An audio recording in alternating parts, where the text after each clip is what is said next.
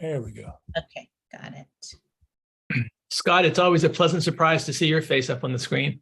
Oh, thanks very much, David. I appreciate it. It's good to see you as well. Hello. I will start with the roll call. Please. Dan Bernal. Ann Boynton. Here. James DeBenedetti. Here. Dana Dornsife. Dana Goldman. Ted Goldstein. David Higgins. Here. Pat Levitt. Here. Excuse me, I skipped a name. Harlan Levine, apologies. I'm here. Adriana Padilla. Amara Quadan. Here. Al Roulette. David Serrano Sewell. Meswari Sento. Here. Adrian Shapiro. Here. Jonathan Thomas. Here. And Dan Bernal is here. Apologies, I had some technical difficulties. got it. Art Torres. Present. And then we've got Dan Bernal present. Okay. All So how right, close are we to a quorum? we are at 1, 2, 3. We are one short of quorum. Okay, well, with the permission of the group, I intend to proceed since we're not going to be taking any votes during this meeting. I think we're not going to need a quorum, but it's just good to have one just to conduct business. This is my last meeting as your chair. I am termed out after 13 years of service to CIRM on January 26th, along with my esteemed chairman, Jonathan Thomas, whom I've enjoyed serving with throughout that period of time. It's been quite an inspiring experience, and also, of course, serving with Dr. Milan and Maria Bonneville and others who are on this page, including Scott and Jeff Lomax. But I just want to thank you all for your service. I'm very mindful that it's a Friday afternoon, so we're going to proceed ahead and go into our reports. I'm going to shift it now to Sean Tuberville, who will be introducing our speakers, which I think is going to be a very informative presentation. Thank you, Sean. All right, well, thank you, Vice Chairman. Mr. Chairman, everybody, good afternoon. There's two presentations today. I'm going to punt it over to our Vice President of Clinical, Abla, who's going to give a portfolio overview. And then after that, I will present an update from the AAWG. Dr. Cressy.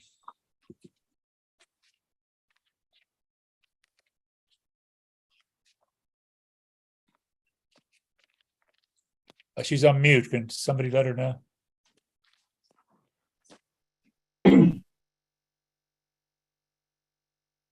You're on mute, Alba.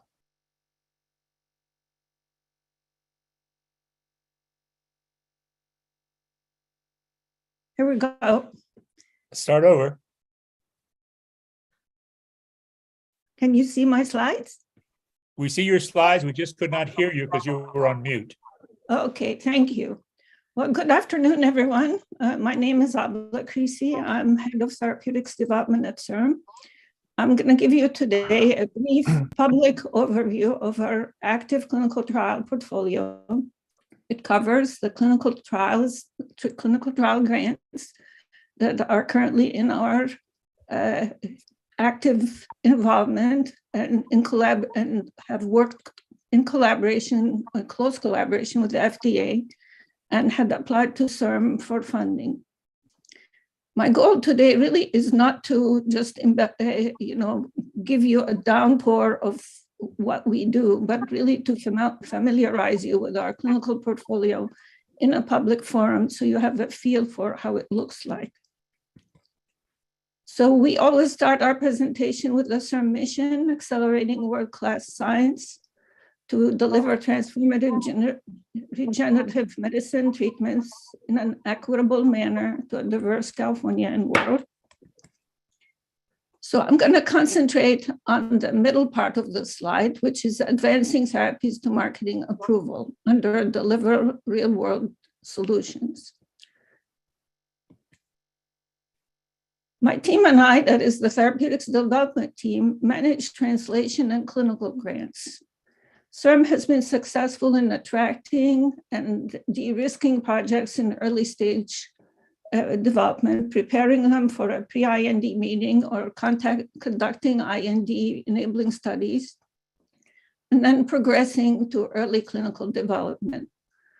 Some are progressing to mid to late clinical development, and I will cover later in the presentation which of those that are later in the development. As you see, much of the portfolio is currently in early clinical development, and the translation and clinical grants are concentrated in three main therapeutic areas: neurology, the green part, oncology, and that covers the blood and solid cancers, hematological disorders such as sickle cell and thalassemia.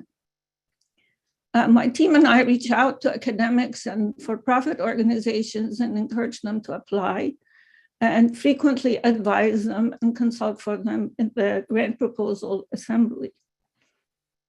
The gradual growth of the clinical portfolio is shown on this slide. We were able to attract and fund 86 clinical grants in several therapeutic areas by the end of 2022. Over 50% of our funded clinical trials are partnered with industry. I'm going to go through the next 4 slides quickly to just, again, you can actually review that kind of data on our website. I just wanted to make a couple points. There are currently 30 active phase 1 trials. 15 of them are shown on this slide. Patient number, targeted enrollment is patient number is the last column. So keep an eye on that. Here's the next 15 phase 1 trials. Most of the trials tend to include a relatively small number of patients and are in diverse therapeutic areas, as seen with the pie chart and also demonstrating with these tables. There are currently 12 phase 1/2 active trials per agreement with the FDA. These trials are designed to assess safety and early or preliminary evidence of efficacy.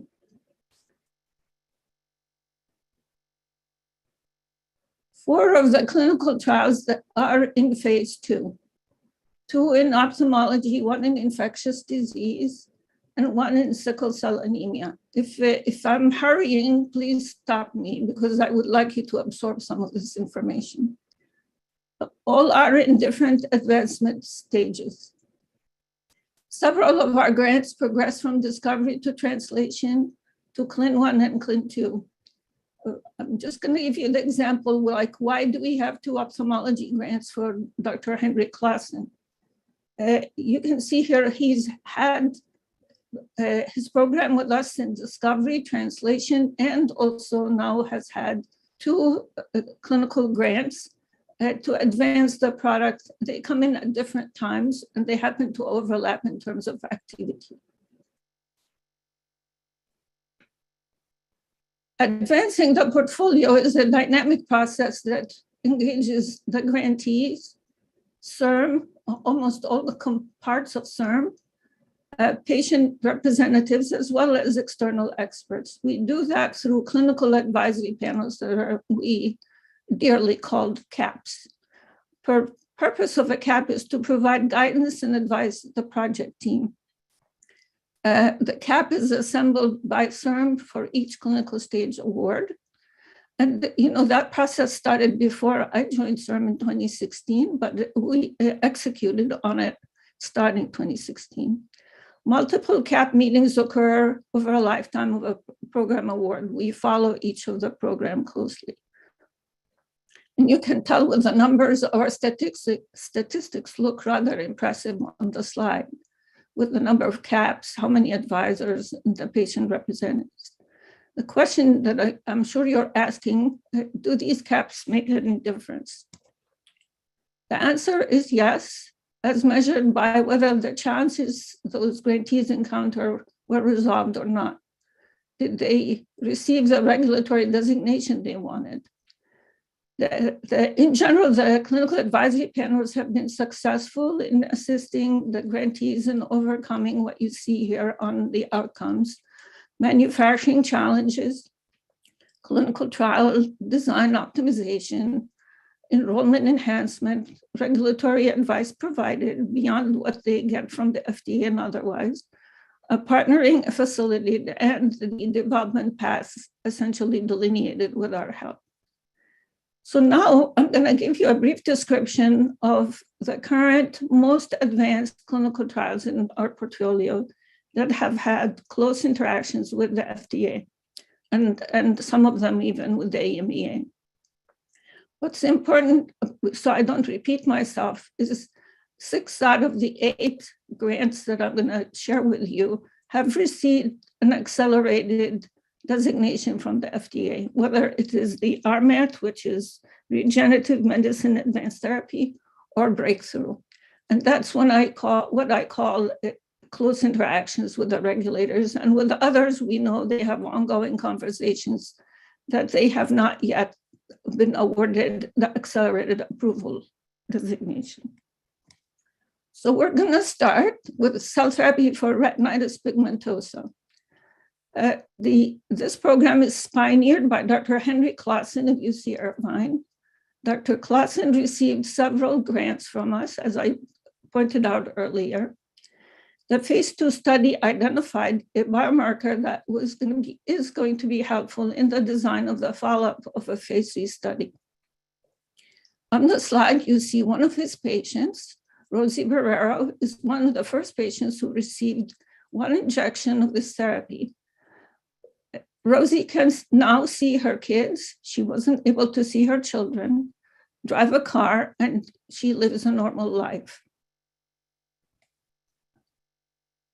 Gene therapy for patients who lack the enzyme adenosine deaminase and end up with a severe combined immunodeficiency syndrome, which we also use the acronym SCID, bubble baby disease, is a program that's pioneered by Dr. Don Cohn of UCLA. Don enrolled 50 patients with ADA SCID, 30 in the US and 20 in the UK. Data from the 2 US studies that he's done at 24 months of follow-up were analyzed alongside data from the UK study that was followed up to 36 months, showed that the children are doing very well and that the treatment led to resolution of the disease for most patients, most children. And here you see one of the US patients, Evie, who was treated at age 2. She's jumping happily and also living a normal life. A resumption of this clinical trial by Dr. Cohn is in progress. He's been waiting, but given a recent go-ahead by the FDA. Recruitment for the trial started with enrollment beginning very soon. The next trial is gene therapy for patients who lack a gene called CD18 that leads to, again, immune dysfunction. And the children suffer chronic bacterial and viral infections. Dr. Patel of Rocket Pharma is the principal investigator of this grant. They've treated 9 patients and all are doing well with a demonstrated benefit in survival, decreased hospitalization, and resolution of various other disease-related issues such as skin. Again, their skin got better, no rashes. Here's one of the patients, Marley, who is now living also a normal life with minimal complications. Rocket Pharma has initiated discussions with the regulators regarding filing plans per their press release. Cell therapy for kidney transplants is another exciting project. It's a grant awarded to Meteor, a California biotech company that was started by the late Dr. Sam Strober of Stanford. Dr. Brennan is the PI of this grant. The goal of this kidney transplant project is to induce tolerance of a kidney transplant by giving the organ recipient hematopoietic stem cells from the donor. The organ is protected by standard immunosuppression, which is really standard protocol, for approximately 6 months. And this immunosuppression also protects the provided donor cells that are the hematopoietic stem cells, which we call the graft. The donor T cells provide transient chimerism, and which becomes long-term if the procedure is successful, when the hematopoietic stem cells engraft for essentially ever, and the patient gets immune suppression, he gets off of immune suppression drugs. The study did a placebo-controlled and treated patients, so did 20 treated and 10 controls. The patients are to be followed for 2 years. That's the stage by which this grant is at. They're in stage of follow-up of all those 30 patients. This next grant deals with a monoclonal antibody that depletes blood stem cells and enables chemotherapy-free transplants in patients with severe combined immunodeficiency. This is being developed by Dr. Wang and colleagues of Jasper Therapeutics. Patients with the bubble boy disease, that's the way they describe it, which is again another SCID grant, cannot fight infections because their stem cells do not make immune cells, meaning T cells and B cells. The humanized monoclonal antibody results in a niche space in the bone marrow, which gets repopulated, interestingly, by the transplant of normal donor stem cells, resulting in normal levels of T and B lymphocytes that cure them of their disease. Using this antibody led to actually donor engraftment, naive lymphocyte production, and clinical benefit in patients with the bubble disease and of different molecular deficiencies. So they're not deficient because of one antigen or other, they've tried multiple. Several patients have been treated to date. This grant that you're seeing on your slide is the administration of endothelial cells. This is a reparative measure, which is a very interesting notion, as a therapeutic to lymphoma patients undergoing high-dose chemotherapy and autologous hematopoietic cell transplantation. This program is led by Dr. Paul Finnegan of Angiocrine. The endothelial cells are given to reduce the damage caused by the chemotherapy to the healthy bystander tissues and reduce severe regimen-related toxicities, which are serious and at times life-threatening morbidities. Managing the chemotherapy greatly impacts the quality of life of the patients in both the short and long term. The grant completed a phase 1/2 study that showed preliminary safety and efficacy of this approach. And that's the rationale for why they got the RMAT designation, as I told you. And the study now is in a phase 3, which was recently, they submitted to CIRM and was recently approved by the ICOC, and the trial is already on its way. Cell therapy for spina bifida, which is being developed by Dr. Diana Farmer of UC Davis. The treatment of the babies takes place when the baby is in the womb. So Dr. Farmer has pioneered doing work in this area, and she has published, like in 2004, I think, the trial, the mom's trial, where she showed help by just the actual membrane patch. But she has come up with the hypothesis that they'll get better treatment with the patch in addition with the cells. So the team is using unbanked placental mesenchymal cells on an FDA-approved amniotic membrane patch as a treatment. The results are promising with 3 infants treated thus far. This pilot trial is in progress and is enrolling well, aiming for a total of 6 patients. Here's baby Toby with his mom and dad, mom Michelle and dad Jeff. The baby actually can move his legs and doing well, which is, again, a good sign.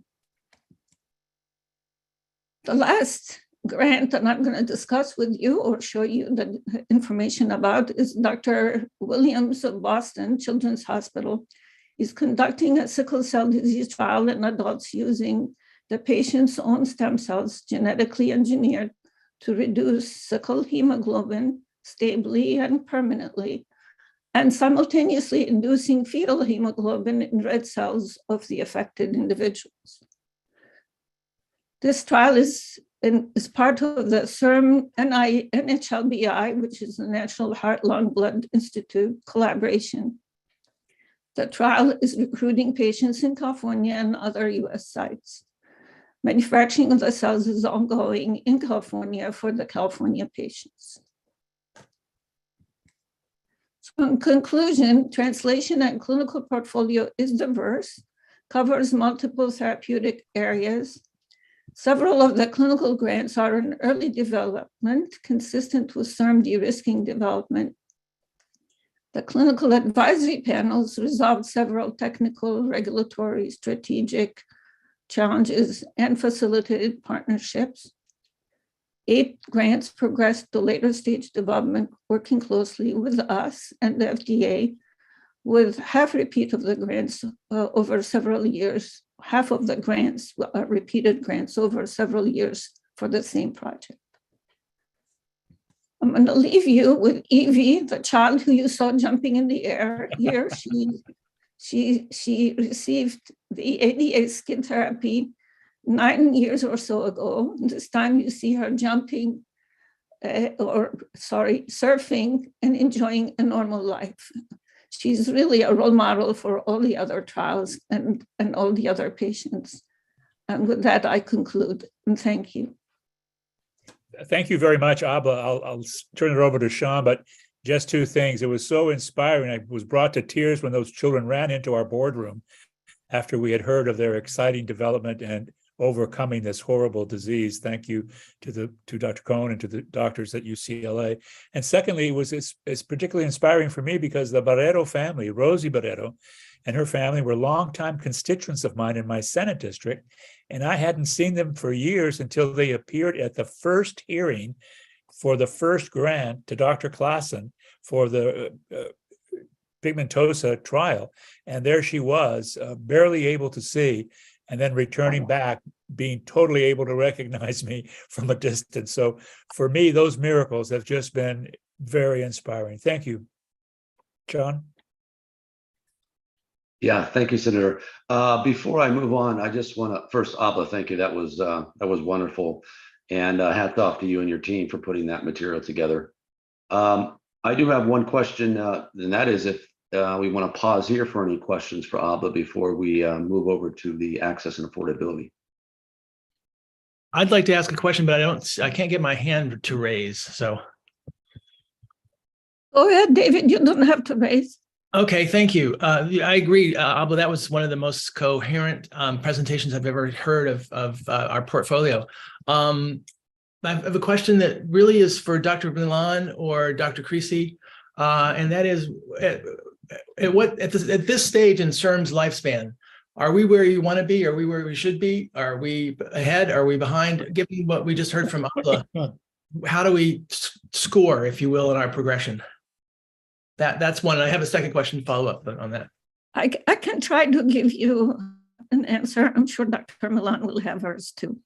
So having been at CIRM since we were charged with in recruiting 50 new clinical trials, and we did 51, we have come to appreciate the importance of adding value and bringing, again, keeping patients front and center, and how we're going to make those trials and those treatments to reach all the way to approval. Part of the strategic 5-year strategic plan was for us, as I showed you, is to get some of these programs to move closer in development to the approval stage. And so we are on our way. We're not there yet, but we're hoping within the 5-year term of the strategic plan that things will progress towards that. Can I follow up on a quick question? One is very specific. Is there anything that the board can provide for you, do for you, get removed from your path of obstruction that we should know about from you? You know, David, you're very intuitive and smart, and because we're thinking along those lines, but I'm going to leave that up to Dr. Milan to talk about. Okay. My last question, which could be for you, Dr. Creasy or Dr. Milan. Let's see. No, I'm sorry. This is directed towards Art and John, JT, if he's still there. And that is what parting words of wisdom, Art, JT, would you have for this specific group at CIRM now that you're going to be looking at it from the outside in? Well, first of all, having written it into the initiative for 2020, I have and still have tremendous expectations because we put together an incredible group. Look at you people. You're incredible. So many wonderful resumes, experiences, history in the field, and in terms of patient advocates, in terms of scientists, in terms of educators, in terms of doctors. I'm so proud to have worked with you and so proud that you agreed to serve on this working group because it is the inaugural step as we move forward to make accessibility and affordability for patients a priority.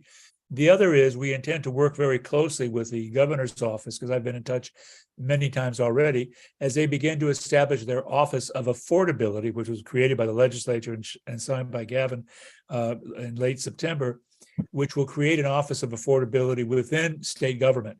That lends more credence to what we're doing on a constitutional basis with our initiative passed by the voters in 2020. So my expectations are very high, and I continue to stay in touch with as many of you as I can, even on an informal basis. JT? Thank you, Senator. So I would say advice going forward. So I think we're in the process of working on developing a strategic plan for this working group, and that's sort of a first priority to get that in place so that all of the concepts that derive from that can refer back to that as we go along here, and to try to do that and as they say in the legal profession, all deliberate speed, which means as soon as we can, because these issues are very pressing.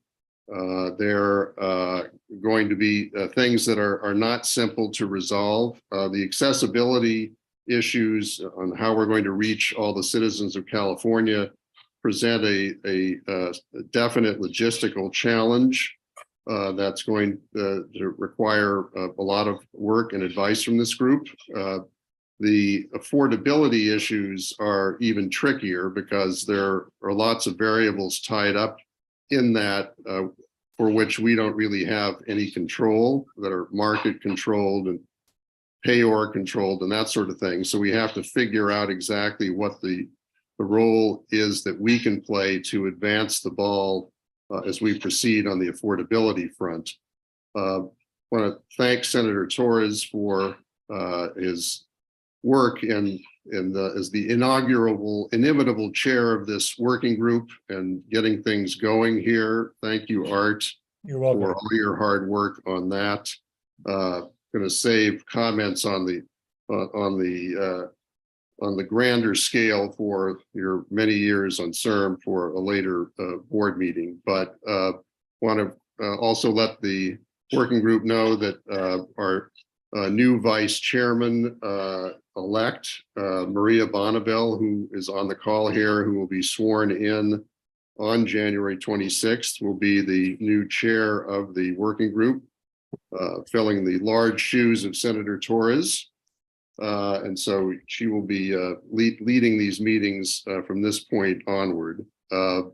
So those are my thoughts. I do want to echo Art's comment that the the caliber of all of you who are on this call, and a couple of those, we don't quite have everybody here, but when you take a look at this group, it is just exceptionally competent, bringing many different skill sets to the table, and I'm certain we'll have tremendous input as the working group proceeds along for the benefit of the patients of California. So thank you all very much.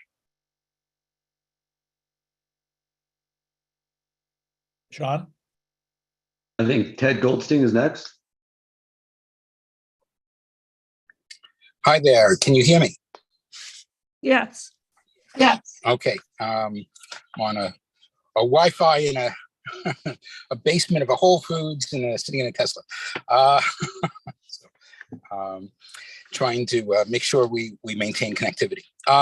So thank you very much. I thought the presentation was exciting and interesting, and a great taste of greater things to come. But I want to point out that this is a taste is not a meal, and we really need, I think, an in-depth review of the portfolio of the entire 47 or 51, I've heard both numbers, clinical trials that are ongoing. And I believe we need to understand the money and the impact of these diseases.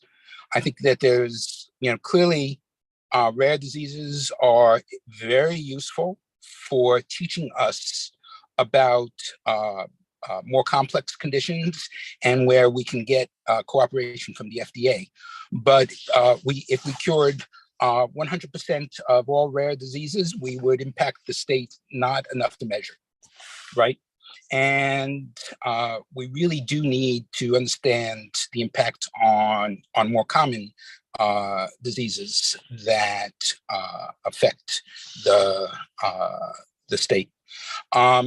One of the things, and you have two outliers in the 6 you've mentioned, by my reckoning, the spinal bifida and the sickle cell.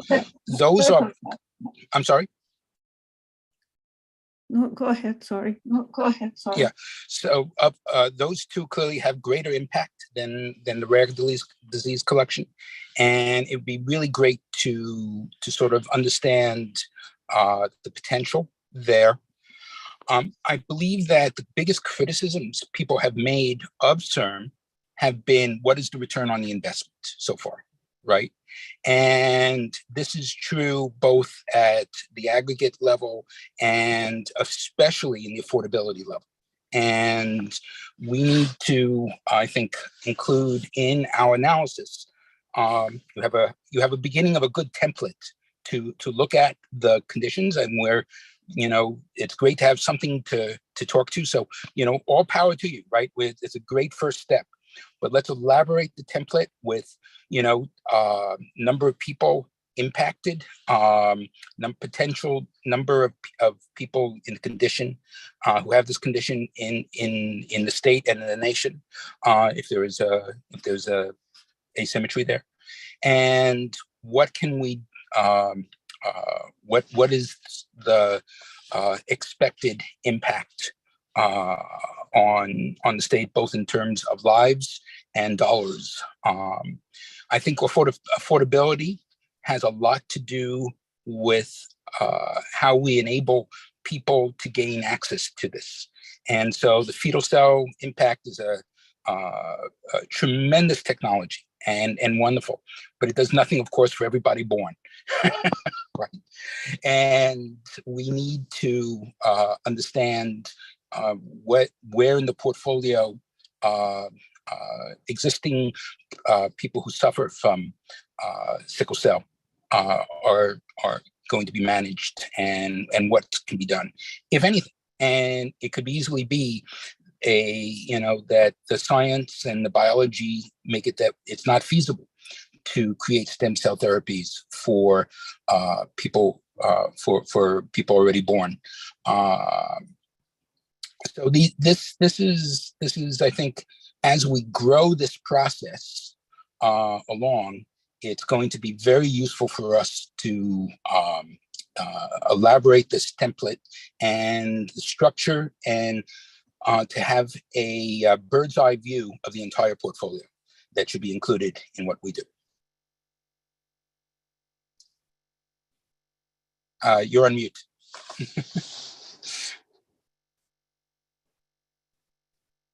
I just thank you. Thank you.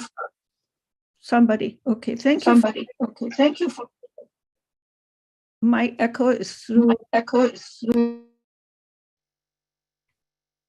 We hear you. We hear you. All Okay, right. Dr. Goldstein. Yeah, thank you.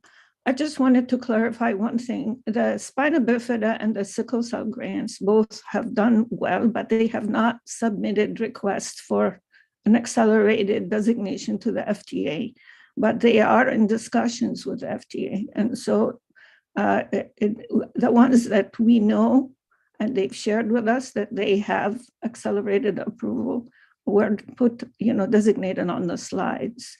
So just, I want to clarify that.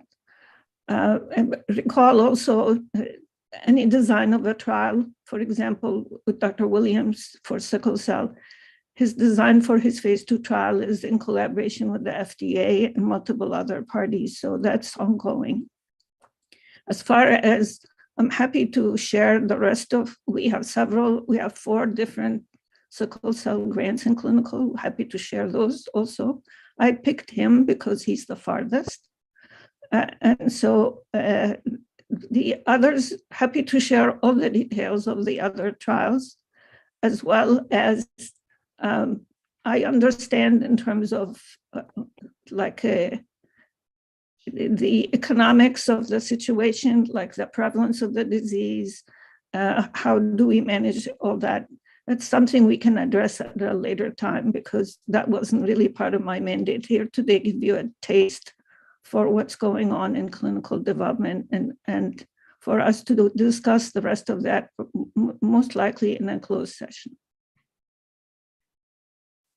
I think Amar's on So mute, Sean. I think it would be very, I'm sorry, all right, just one quick comment. I think it would be very good for us to have in-depth subcommittees that can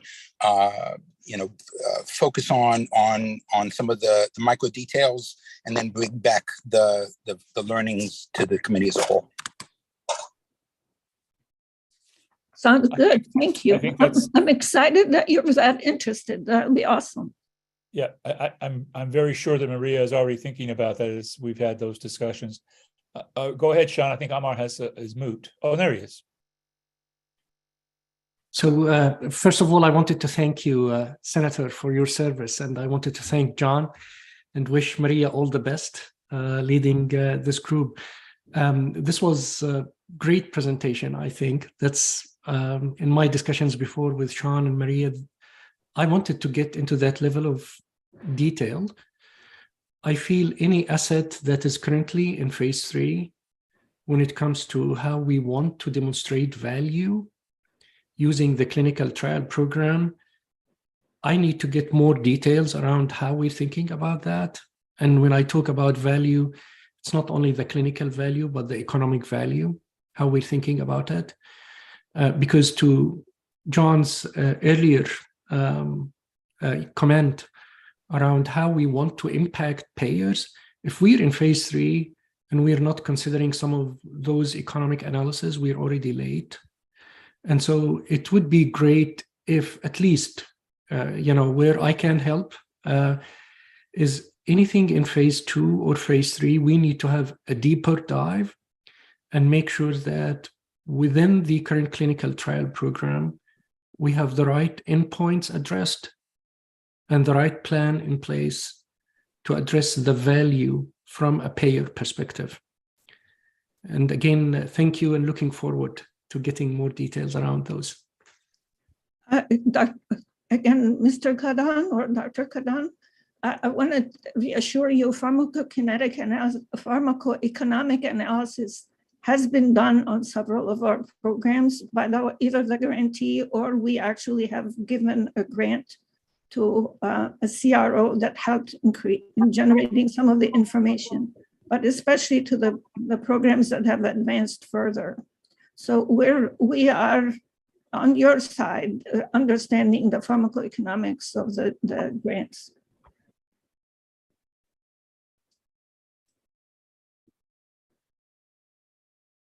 Sean, Shapiro. Maria, and Adrian. I just wanted to say that that SICO has two pharma companies who are currently preparing to go to FDA for approval, and that we as our group are preparing to go to an ICER review. So we'll have a lot of documentation, actual hard documentation, which churns these numbers, which I think will be very, very helpful. So I will keep everybody abreast of that, and then we can talk about later where we can maybe put something together to present it. But thinking about it in terms of the economic, I'm going to say, the economic impact of what this research is doing for one particular group without looking at what the promise of that particular, the success of that, like one gene, one, kind of therapies can do in other places, I think is something that we shouldn't do. And whenever we talk about it, I think we need to also reference that this is a technology and what other things it's going to be applicable to. So I don't want us to lose sight of that. And the other thing is, in our discussions, we have to talk about real life and what lessons learned. And one is that technology and a paradigm shift in anything, right, initially is very expensive. But as we improve upon the model, that expense then decreases. So I really want us to have that in our conversations, because again, what we're doing now in terms of medicine is nobody's ever done before. And so using the same models to assess the value of what we're doing, I think is, I won't say inappropriate. I think inappropriate at this point in time. So, and I also want to say to JT and to Art, thank you for all that you've done and for helping me find my voice and the support that you've given our community, which literally had none. We had no voice on the state level. We had no voice on the national level. And the work out of CIRM really created a platform for us. So for a disease for 120 years had nothing, to live at a time when we have a cure so close, and the work that you guys have done and CIRM has done, and Maria and everybody else, I just want to say thank you. And Thank you, Adrian. I think Maria Milan had something to say, Sean. Harlan, Senator Torres and Sean, Harlan Levine has his hand up, so I'm going to go ahead and cede the floor to Harlan, because a lot of the things that I wanted to bring up are being brought up along the way. Thank you so much. Okay. Thanks, Maria. So a couple of the points I was going to make, I'm really frustrated because Adrian made the point in so much more articulately than I could. And I think it's a really, we need to build on what she just said to us, because I understand that CIRM, that, we sit here today feeling as if CIRM's under a little bit of pressure to demonstrate its ROI, but it's very easy to get on the defensive and then lose sight of the big picture, which is, we're thinking short term in terms of, by the way, I totally agree, we need to think about the payer perspective, so please don't take this as an objection, but we shouldn't fall into the trap of thinking that the payer perspective is the ultimate voice of what's good for society. In fact, I would argue that having been on the payer side for most of my non-practicing career, I think we should be very cautious of like defaulting to thinking that their perspective is what should rule the day. We need to remember that the point, things are very expensive when you start and they come down in price. We need to think about societally.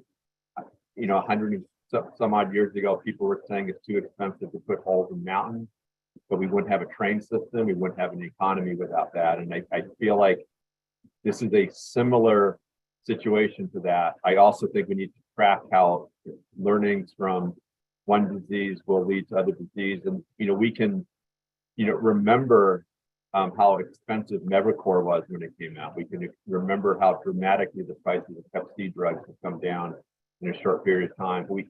I'm not, and here's the point I would make, is when people like me make these comments, we immediately get polarized into saying, well, you don't care about affordability. Of course I do. I've made my whole career driving affordability across a large population. But we have to understand that this is a time of scientific explosion that's just different. And while the government has issues it needs to deal with and whether it can afford or not, if you look at, since the ACA, if you look at the market caps of the payers, the PBM, the pharma companies, and then the money that's being taken out by the medical group formation, there's plenty of money in healthcare today to afford these things. We just need to make sure that we get our values correct societally. And I'll get off the bully pulpit because of the hour, but just don't fall into traps of being defensive. We are advancing science and going to improve humanity over time, and we need to get through the next 10 years where it's expensive, but all industries go through this. And that's my advice is don't fall into the payer trap where you're thinking about one quarter after another. Thank you, Harlan. So I knew that Harlan would touch on some of the points. This is JP Morgan week, and we also had a lot of different workshops and, kind of deep dives with members of the community, industry, academia, developers. And one of the things that it's really quite remarkable is that the first in-class approvals for cell and gene therapy just, happened upon us less than 5 years ago with the first CAR T approvals and the Spark Therapeutics for blinding eye disease and the gene therapy for spinal muscular atrophy. So it's not we're just starting to say now it's a field. And that, and when you talk about value creation and ROI, the types of indications that certainly CIRM funds, the type of programs we fund, the value proposition is that there's actually nothing else for those disease indications. And many in the field, scientists and pharma and developers alike, all have stated very clearly that there are some indications, including the ones we're going after, that are not addressable except for gene therapy or even cell and gene therapy. So I think that really sets it apart from the type of analysis one would do for a coverage analysis that one would do for small molecule or standard biologics. It's a new field.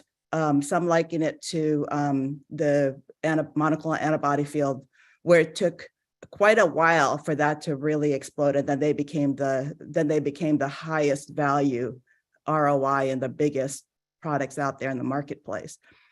But I wanted to also say that doesn't mean that we don't do anything about it. I think there's a tremendous opportunity, actually, and that's why the wisdom of Senator Torres and advising those who crafted the initiative and making sure that CIRM, through your guidance, would be able to fund important research in healthcare economics research that combines with real-world evidence in real time through our therapeutics development portfolios. As again, you're right, it's just a tasting menu, because to go through the output of the 86 mostly first in human clinical trials would be something that would really take a while. Anyway, this is something that was anticipated in our strategic plan. And that's why there is a specific 5-year goal to create a roadmap, which is something that Chairman Thomas had alluded to earlier, that Sean Tuberville had presented to this group, and it will be working through. But part of that is to do that new type of research that CIRM doesn't currently fund. So Dr. Higgins, David Higgins, our board member, had asked what could the board help us with? And when we're ready, it's to look at different other types of funding opportunities that could bring this forward. That's not necessarily our standard pillar programs as we have it. So I took a lot of time there, but since somebody asked me a question, I thought I'd take the opportunity to share those thoughts. Thank you so much, Senator Torres and Dr. Turbeville. Thank you, Maria. I'm going to hand it over to Adrienne for last comments, and then we'll punt off the presentation on access and affordability.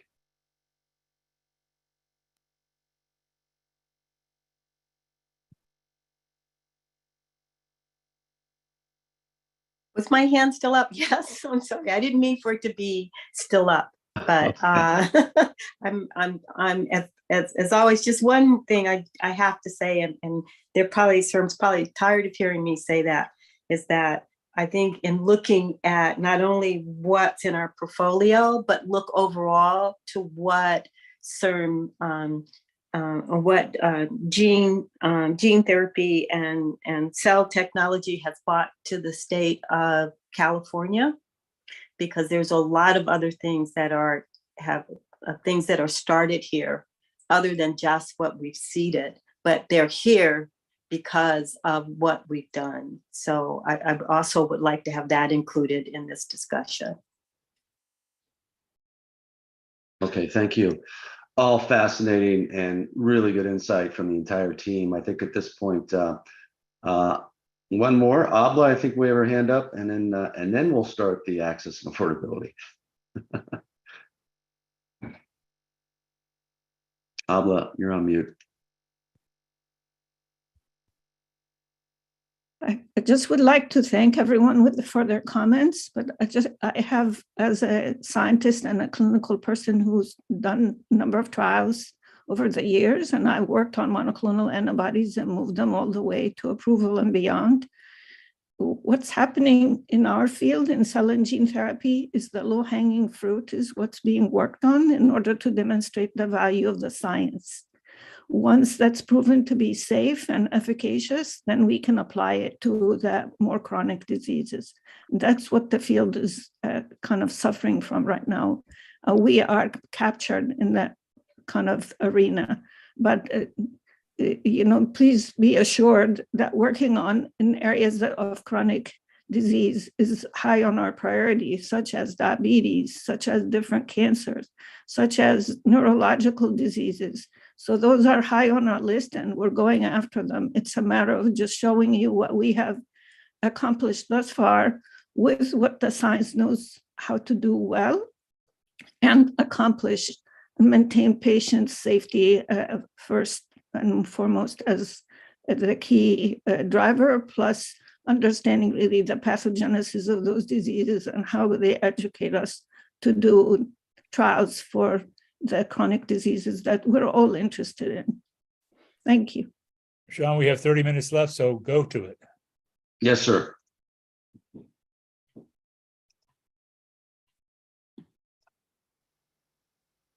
Okay, I'm gonna share my screen. If somebody give me a thumbs up that you can see the slides. Thank you, Maribel. All right, well, fascinating discussion. Thank you, Abba, for the presentation. Obviously teed up a lot of questions that lead into access and affordability. And JT brought up some really, challenging comments and questions with respect to where CIRM sits and how we're gonna approach methodologically access and affordability. Questions about pharmacoeconomics, which of course Amar and I can talk about, which I think leads into the discussion and some of the slides that I put together today. So again, Abla, I want to thank you for that, because that really did tee off a bunch of good questions and does demonstrate all the great work that CIRM has done on the clinical side, on the portfolio side across the CIRM organization. So if you recall back in, December, we officially kicked off the development of our journey for our roadmap of access and affordability. And just to realign everybody again, as stated in Prop 14 and our 5-year strategic plan, this roadmap will include a strategy for gathering not only the necessary data to make decisions, but also to support reimbursement, to engage with policymakers and regulators, develop healthcare delivery models, which is a big ask, but also stress test some of those models, not only with our alpha clinics, but also our future community care centers of excellence. So if you recall, I shared everybody this slide. This is the slide that for the most part has been AAWG blessed. We are targeting for the most part, strategies, and this is somewhat open for discussion. We are casting a wide net, as you can see, for right now. The 4 strategies, again, that we want to focus on out of the gate are the reimbursement that have been touched on just recently, limit patient expenses, particularly out-of-pocket expenses, which I'll talk about in a few minutes. Lots of new intel in the last 3 weeks on payer models, those new payer models. Certainly want to be in tune, of course, with the state policy issues that have, again, just been discussed earlier. And then finally, again, expand on the clinical infrastructure and how we might be able to play in that space. Again, piggybacking off all the great work that's been done with the alpha clinics. And then, of course, the vision that we have for the community care centers of excellence. So I'm showing this because it is a large, if you will, map. We're setting sort of a wide strategy here, but it is also open for discussion for stress testing. I want to start large and then start kind of fiddling down to the basics that might have the biggest impact factor, if you will, for each one of these strategies. So the purpose of today's presentation is really just to provide some input that we've gathered in the last couple of weeks.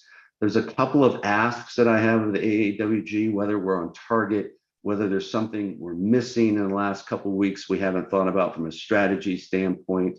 Not so much tactically, we can get into that later. And then I also want to talk a little bit about some interesting data from the CAR-T space that might be a benchmark for us.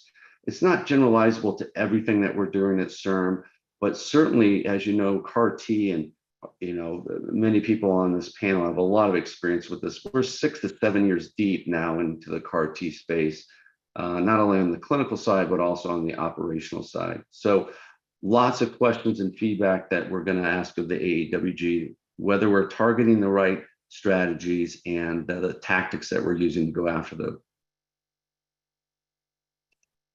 So I do want to set the stage because it's fascinating. JT mentioned this. The landscape is moving so quickly. I think Amara touched on this as well. Just as an example, last year there were approximately 500 unique cell and gene products in either phase 1, phase 2, or phase 3 trials. And they're all, for the most part, personalized, right? So they all have their own operational characteristics that are really important for us to understand. On Saturday, we had a very large regulatory meeting hosted, of course, at UCSF, which was really insightful. Got to speak to quite a few FDA former chiefs and pick their brains. The FDA will decide on a minimum of 13 CJTs this year. 3 will be decided in Europe. And it's expected that, or anticipated that 50 to 75 cell and gene therapies are expected to be approved in the US by 2030. So that is an enormous operational lift, not only from the clinical side, the FDAs of the world, the competent authorities, but really thinking through the operations, right? That's where I think there may be some rate limiting steps. And CIRM, as I'm sort of a newbie, to be honest with you, 11 months deep, if you go back and look at the 5-year strategic plan and everything we've thought through, and I can throw some names out with respect to Sham and everybody that's thinking through the manufacturing process. When you start lining these up, it really does make sense in terms of where we think that the model is going to be 3 to 5 years from now. So there's been a lot of headway, but there are a number of challenges and barriers, certainly for the state, that are being addressed now, and we still have some ways to make improvements.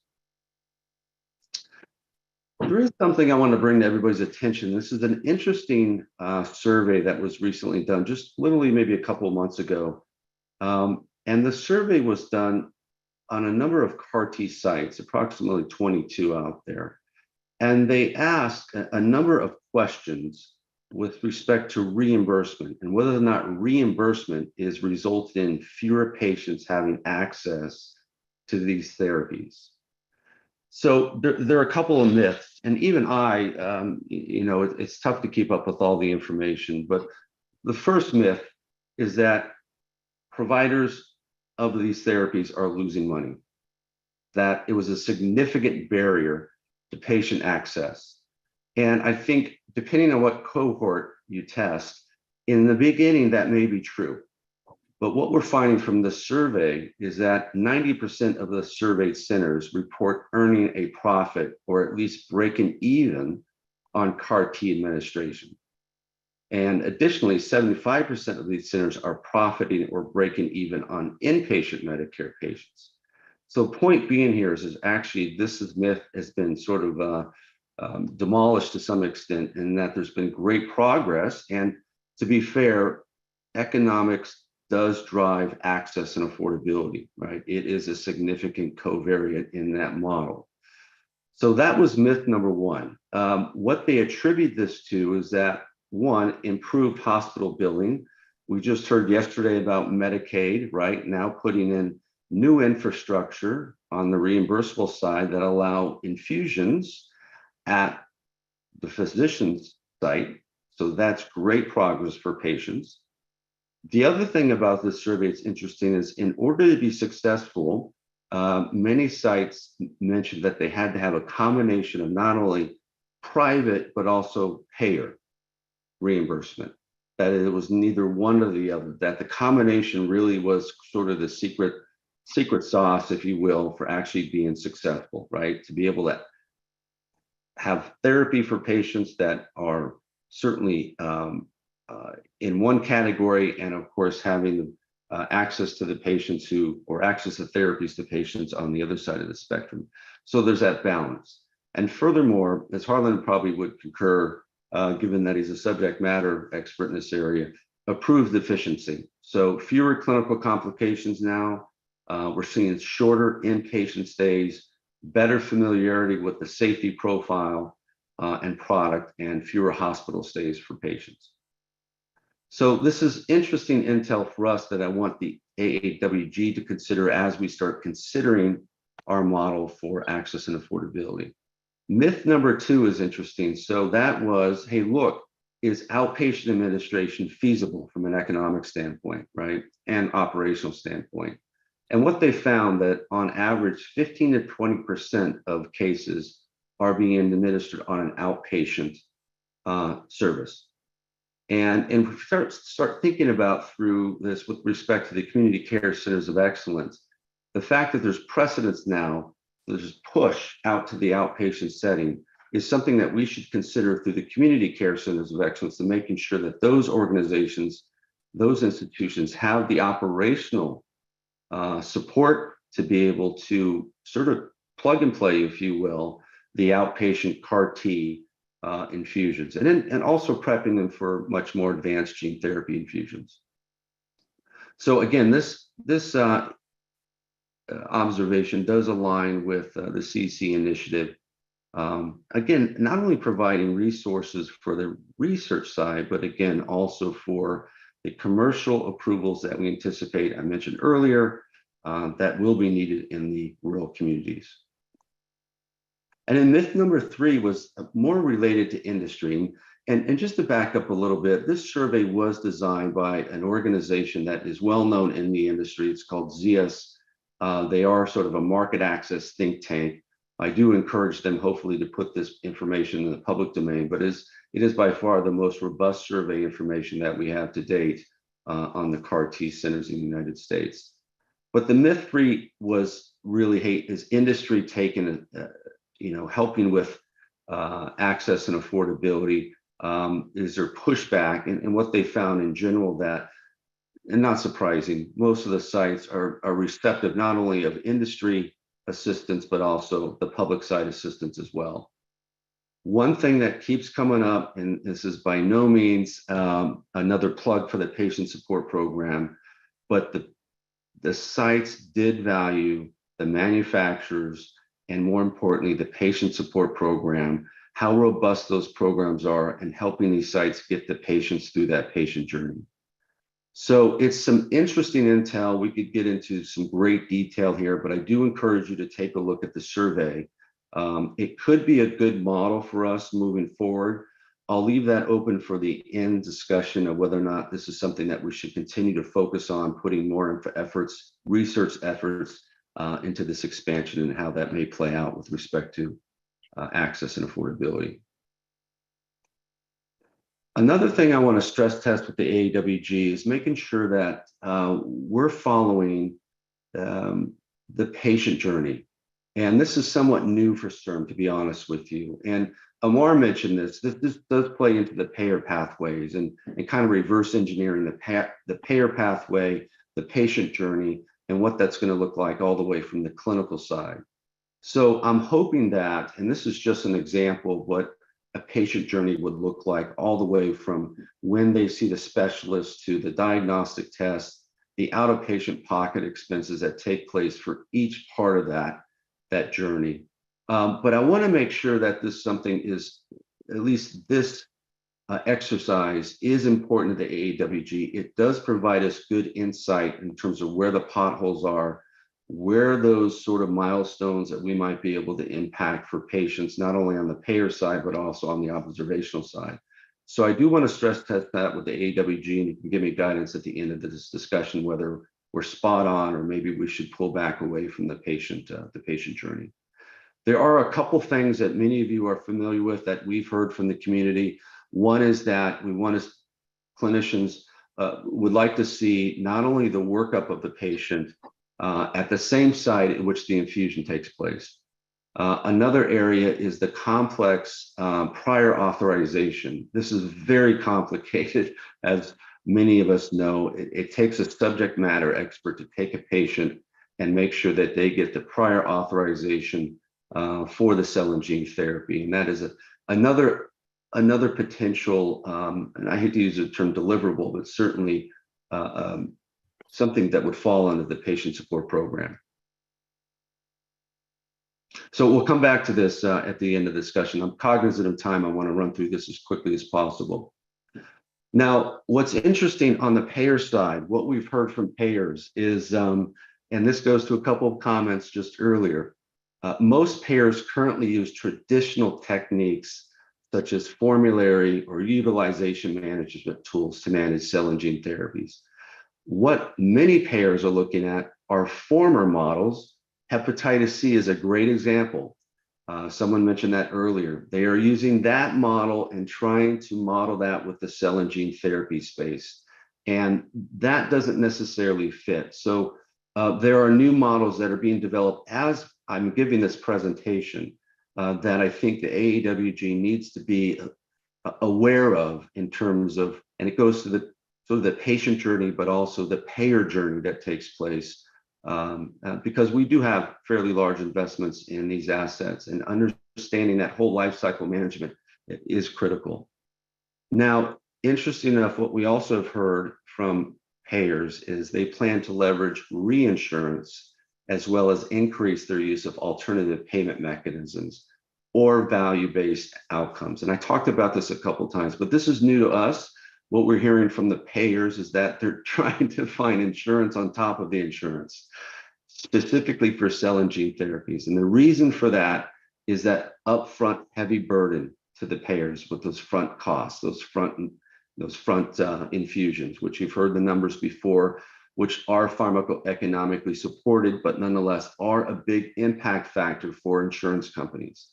So I won't get into great detail. I talked about the annuity-based, outcomes-based, outcome-based rebates. All of these are currently being used as we speak with the cell and gene therapy space.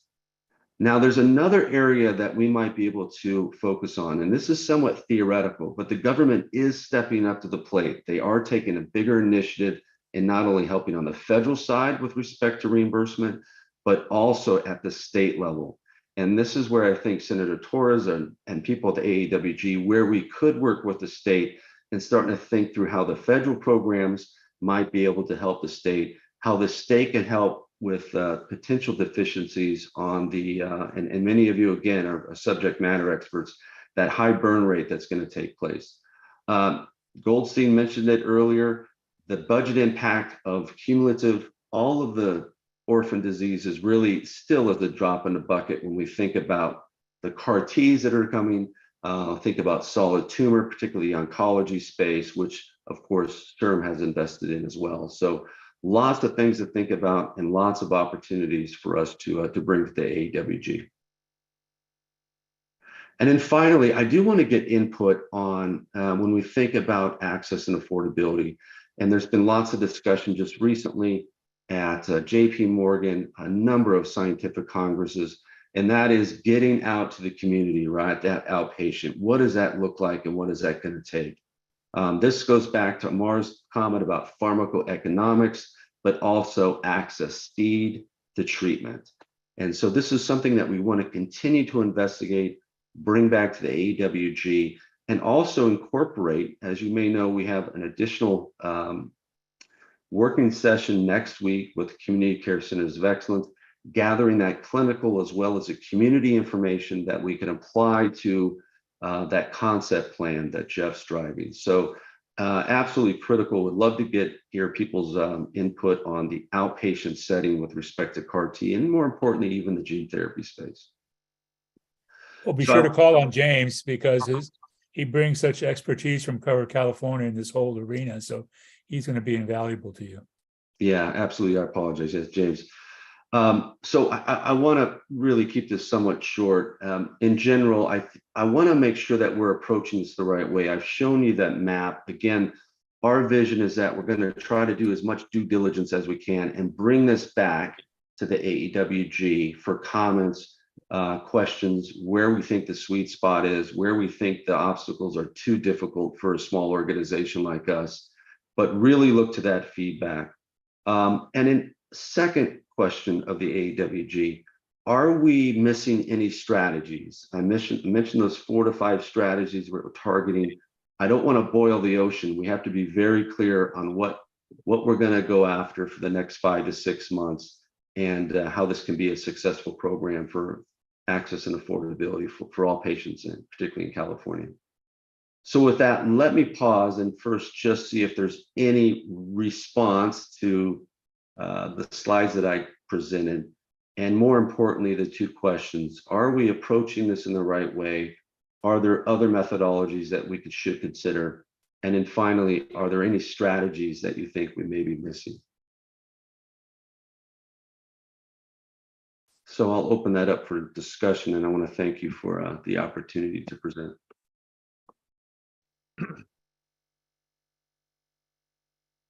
Some hands raised if you wanted to call on anyone.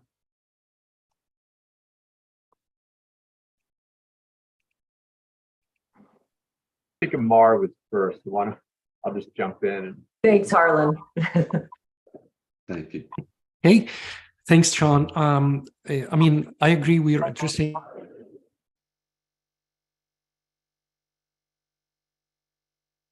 You got muted, Amar. Yeah.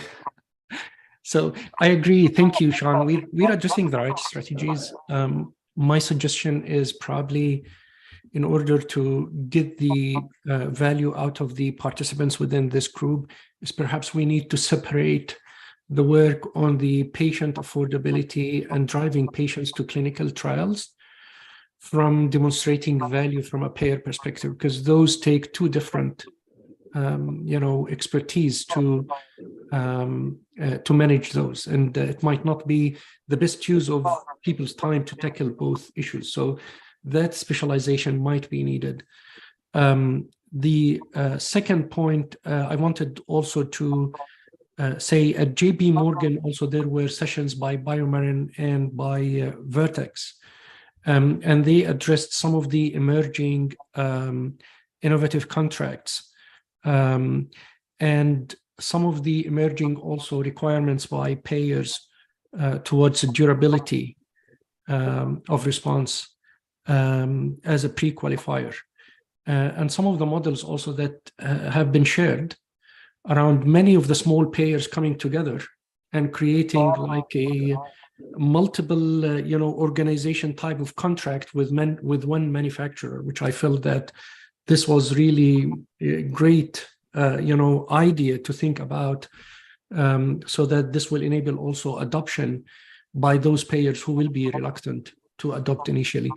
Finally, I want to make just a final comment. Definitely, I agree with Harlan around, we do not want also to be chasing a ghost. And some of the requirements of payers, and Maria also alluded to that, might not be realistic.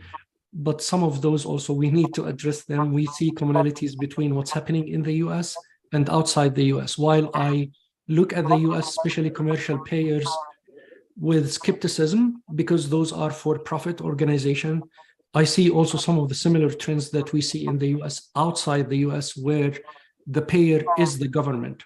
And so I think those need to be addressed. Thank you. Thank you, Mark. I think Pat Levitt was next, if I'm Pat? Yeah, so Sean, you probably know what I'm going to say. That survey, which is an interesting survey about Mythbusters, was I'm certain from reading the article, it was a survey of all adult medical centers, and so this is not my opinion. Now, there's been another piece, I sent it to Sean, written in the New York Times, and the title of the article was "Why Saving Children is Bad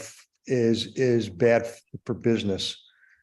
And so this is a persistent and a problem that's getting worse and worse in the United States, because there are freestanding children's hospitals like the one I'm at, but they tend to be in large urban centers, and child health care is done in most areas in adult hospitals that are eliminating them because it's bad business, because the reimbursement rates are for the same procedure or the same occupation of the same size bed are lower for children by like a third or sometimes half.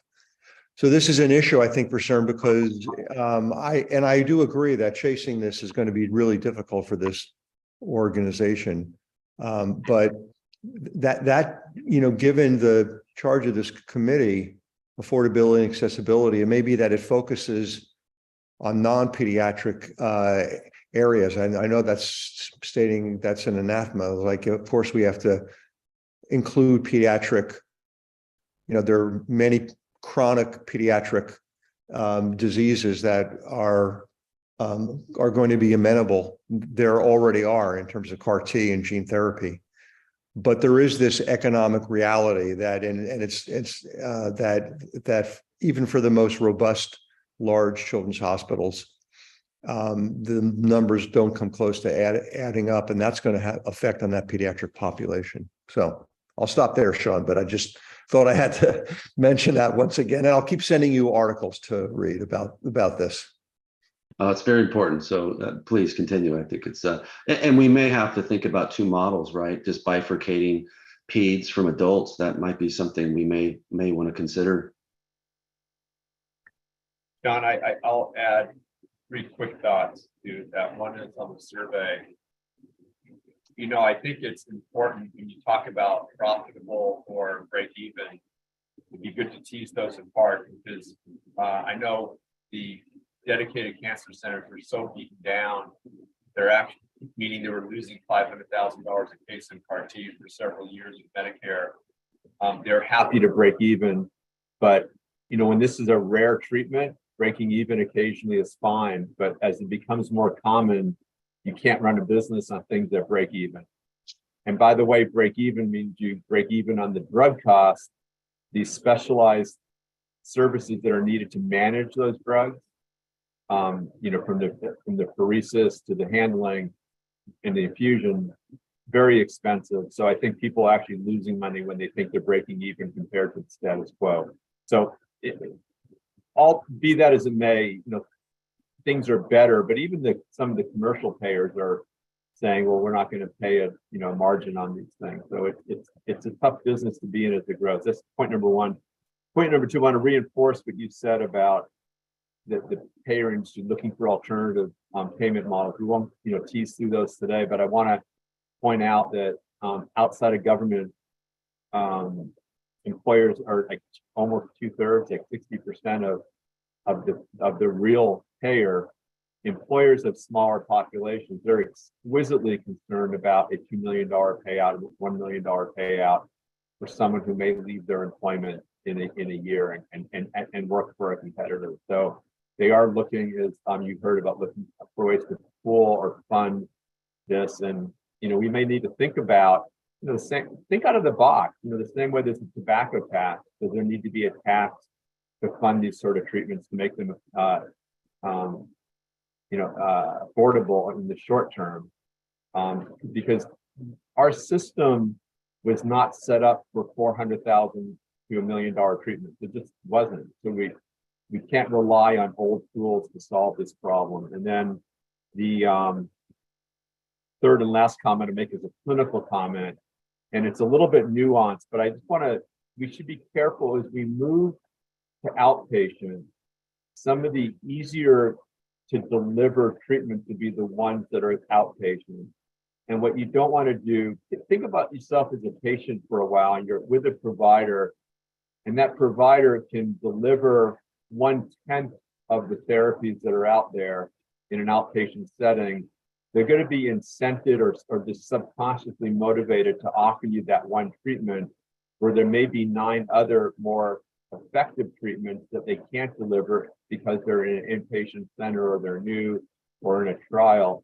You don't want to set up a barrier within the system or incentives, with the perverse incentives where you get the unintended consequence that you're getting suboptimal therapy because that's what a doctor can deliver, as opposed to having the ability to go to a center and have the full array of opportunities. And I get it, not everyone has access to a center, and some access is better than none, but these are just complicated issues that we need to think through as these things become more ubiquitous and there's more choices than we have today.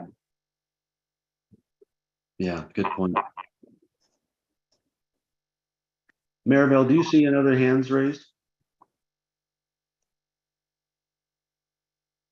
Yes, actually, Harlan, That was just me. I'm done.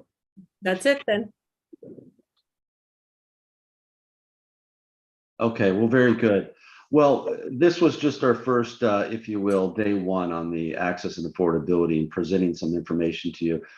We are a small shop right now, but I anticipate that we'll be able to ramp up some of the intel we need to gather and bring back. But I do look, even offline, please send me inquiries or questions or guidance that you think we need to follow up on. I do think this is a very challenging and intellectually stimulating program. It is, of course, part of our 5-year strategic plan, but I'm confident that we will, after 6 months, have a roadmap that we can present to the ICOC based on the AAWG's guidance. So thank you for everybody's comments. Mr. Vice Chairman, I think that's it from the question standpoint. I'll punt it back over to you. Art, you're on mute.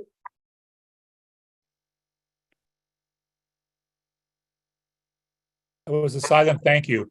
Thank you to all our CIRM staff and to each of you who participated today. And thank you again for spending a Friday afternoon, but I know you do it for the patients because I know where your hearts are. So take care and have a great weekend, and wherever we are, let's